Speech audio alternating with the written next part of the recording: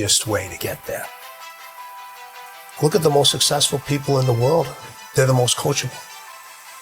They have the least amount of doubt. Mm-hmm. They have the least amount of doubt. You usually have doubt because of what somebody else is going to think of you. So people that aren't going to see your vision. You kind of got to get over yourself. It's not about you, man. Like, oh, okay, you feel embarrassed. You're not that important. Like, get over yourself. That's where you go. Get over yourself, right? Like, you're worried about how people may perceive you, and like you're walking around and it's embarrassing because you shot 5 air balls. In the NBA, it's back to back to back to back to back to back to back. I didn't have the legs. So you look at the shot. Every shot was online. Every shot was online, but every shot was short. Right? I got to get strong when that ball gets there. So I look at it with rationale and say, okay, well, the reason why I shot air balls is because my legs aren't there. I go, well, next year they'll be there. That was it. Done. You know, so I would talk to them. What did you do? What were your experiences? Michael in particular, he's become my big brother. He's been my big brother since I first came in the league. And what was that process?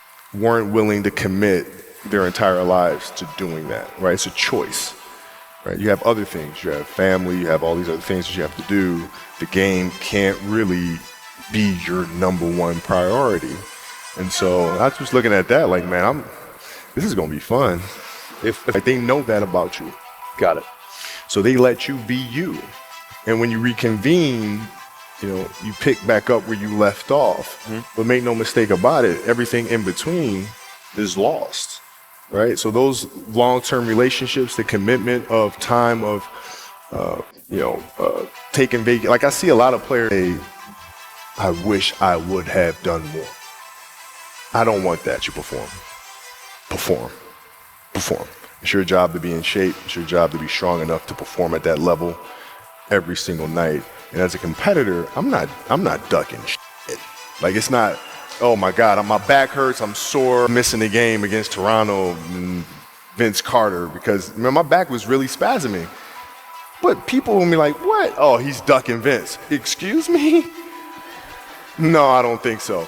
So I would be in the layup line like, okay, there's a lot of days. You call, first you do your own research, you take this much time, you call an advisor. Is there a system you follow? It's pretty simple for me. It's do you understand the business? Is it a business that you can help in some form or fashion? What are the barriers of entry to that business? And then the entrepreneurs themselves, the company itself, right? Do they have a culture that you believe is sustainable? It'll look like today.